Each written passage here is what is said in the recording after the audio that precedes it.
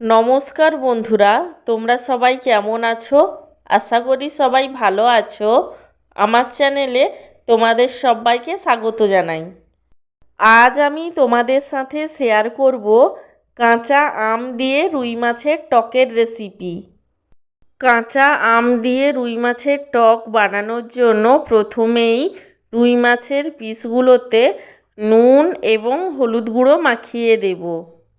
নুন এবং হলুদ গুঁড়ো মাখিয়ে রুই মাছের পিসগুলোকে 1 ঘন্টার জন্য রেস্টে রেখে দেব, যাতে রুই মাছের পিসগুলোতে নুন এবং হলুদ গুঁড়ো ভালোভাবে ঢুকে যায়।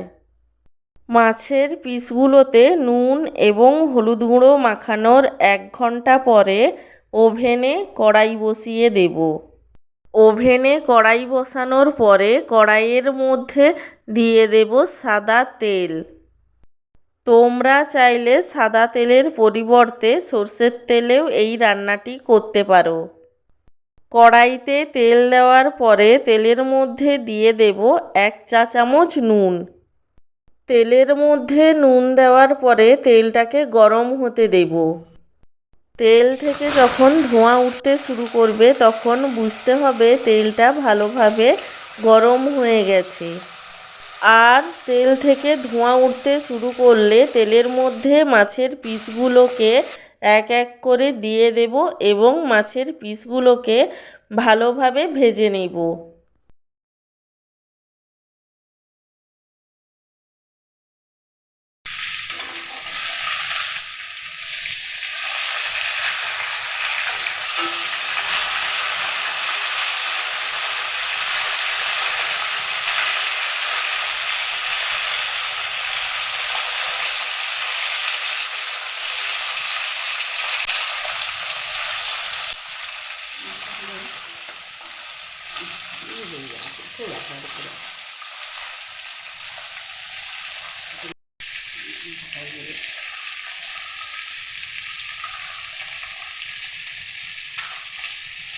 লাল লাল করে মাছের পিসগুলোকে ভেজে নেওয়ার পরে একটি পাত্রে মাছের পিসগুলোকে তুলে নেব।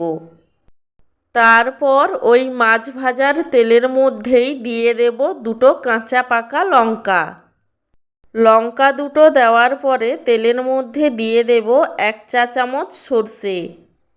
সর্ষেটা ভাজা হয়ে গিয়ে যখন সুন্দর একটা গন্ধ ছাড়তে শুরু করবে তখন তেলের মধ্যে দিয়ে দেব কয়েক টুকরো কাঁচা আম। তেলের মধ্যে কাঁচা আমের টুকরোগুলো দেওয়ার পরে আমের টুকরোগুলোকে ভালোভাবে নেড়েচেড়ে নেব। তারপর এর মধ্যে দিয়ে দেব স্বাদ অনুযায়ী নুন। নুন দেওয়ার পরে আমের টুকরোগুলোকে আরও 2 থেকে 3 মিনিটের জন্য নেড়েচেড়ে নেব। তারপর এর মধ্যে দিয়ে দেব হলুদ গুঁড়ো। হলুদ গুঁড়ো দেওয়ার পরে আমের টুকরোগুলোকে আরও 1 মিনিটের জন্য নেড়েচেড়ে নেব। তারপর এর মধ্যে দিয়ে দেব সর্ষে বাটা গোলা জল। আমি এখানে আমার হিসাবে জলের ব্যবহার করেছি।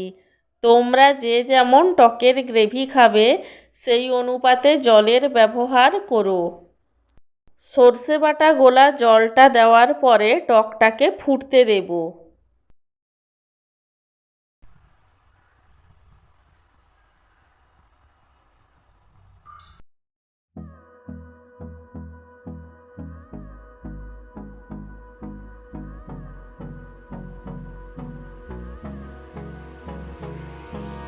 Hold me close till I get up. Time is barely on our side. I don't wanna waste what's left. The storms we chase are leading us, and love is all we'll ever trust. Yeah, no, I don't wanna wait. টকটা ফুটে যখন কিছুটা গাঢ় হয়ে যাবে তখন টকের মধ্যে আগে থেকে ভেজে রাখা রুই মাছের পিসগুলোকে এক এক করে দিয়ে দেব। টকের মধ্যে মাছের পিসগুলো দেওয়ার পরে টকটাকে আরও কিছুক্ষণের জন্য ফুটতে দেব, যাতে মাছের পিসগুলোও ভালোভাবে সেদ্ধ হয়ে যায়, আবার মাছের পিসগুলোর মধ্যে আমের টকটাও ভালোভাবে ঢুকে যায়। টকের মধ্যে রুই মাছের পিসগুলো দিয়ে কিছুক্ষণের জন্য ফুটিয়ে নিলেই আমার কাঁচা আম দিয়ে রুই মাছের টক রেডি হয়ে যাবে। তখন এটাকে নামিয়ে নেব এবং গরম ভাতের সাথে পরিবেশন করব। তোমরা এইভাবে কাঁচা আম দিয়ে রুই মাছের টক বানিয়ে খেয়ে দেখো, আশা করি ভালোই লাগবে।